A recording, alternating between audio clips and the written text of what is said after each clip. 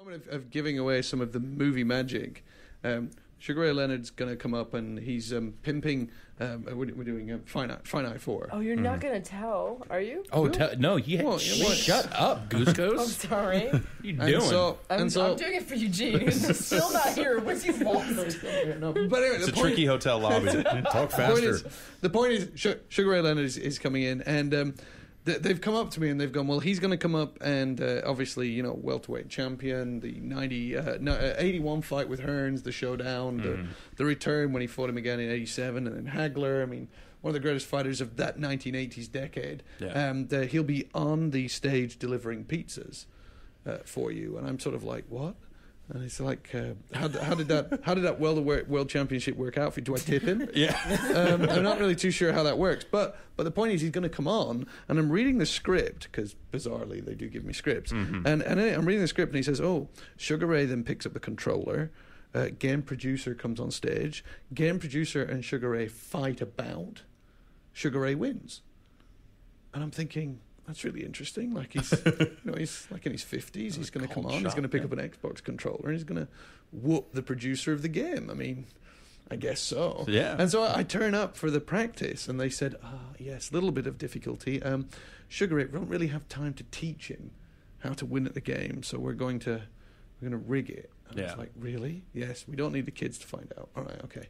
So you tell them on this podcast. Well, no, because what people want to know how this really works. I mean, because really, honestly, if you're sitting there and you're going, Fight Night 4, and apparently a guy who's never picked up a controller can whip someone, I'm not going to buy that game. Like, to have no skill. So what they did, rather cunningly, is Sugar Ray gets a controller that is dead, and the producer is actually, although he looks like he's controlling Hagler, he's actually controlling Sugar Ray and Hagler's AI controller. Right? And they're going to fight the game, and Sugar Ray's basically going to talk smack while he's going, I'm now going to beat you up. And so that's what they've decided to do. So we're getting ready to go on. And there's a person literally off to the side leaning into the producer, and he said, so you're actually going to be playing Sugar Ray? The computer is going to be playing Hagler, yes. It is rather important that Hagler doesn't win. And they were like, yeah, no, I understand that. No, but it's really, really very important. I mean, there isn't any way Hagler's going to win, right? And he goes, oh, well, no, I've been working on this game for years. I really own it. I can completely kill everyone. That's probably Eugene ringing me up to stop this story. Paul, stop talking! It's all right. There you go. Let me get rid of that.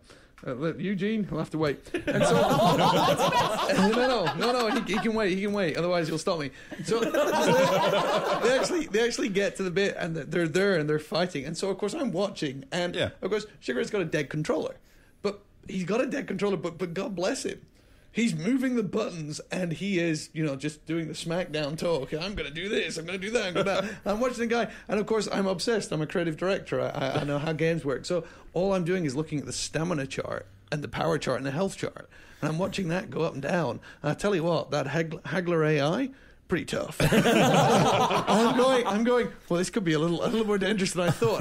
And they said we're doing a 3-minute round. And they basically told me to do sort of like over-the-top commentary over what was going on. They switched the auto commentary off. So I'm sort of watching it, and of course I know what's going on. I know that the producer is actually controlling Sugar Ray.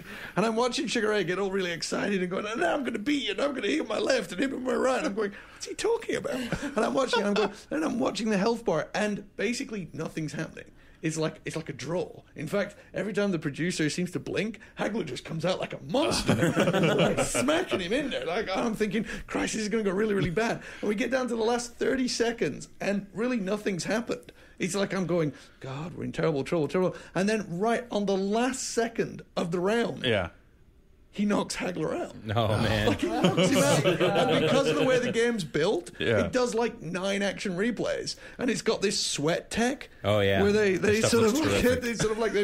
coded the sweat so that they can show it you from like 20 different angles as the punch comes rolling in. The face deforms and the jaw. You see all the skin. The sweat comes flying off. And so that game looks fucking terrific. I was watching it. I was going, on the last second of the round. He's knocked Hagler out. And I was going, you couldn't have scripted that. Like, I could get that guy to do that another 100 times. Yeah. That would not happen. He would not do that. And it was absolutely astonishing. It was one of those moments of purity that makes you, gives you your confidence back in computer games. Now, I may have missed this part of the story, but why the fuck was he delivering pizzas?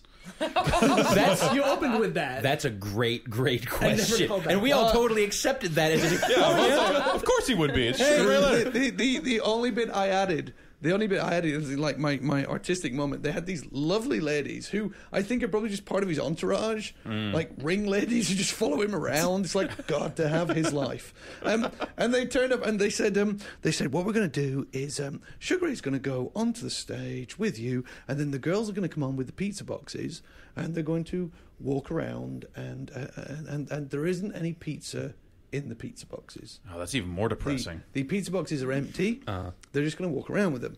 And someone off corner said, how does this segment end? They said it ends with Sugar Ray turning to Paul and saying, why don't we give pizza to everyone? And somebody rather smart said, how exactly do we do that? I said, what do you mean? He said, well, when we say we give pizzas to everyone and the pizza boxes are empty, how exactly do we give pizzas to everyone?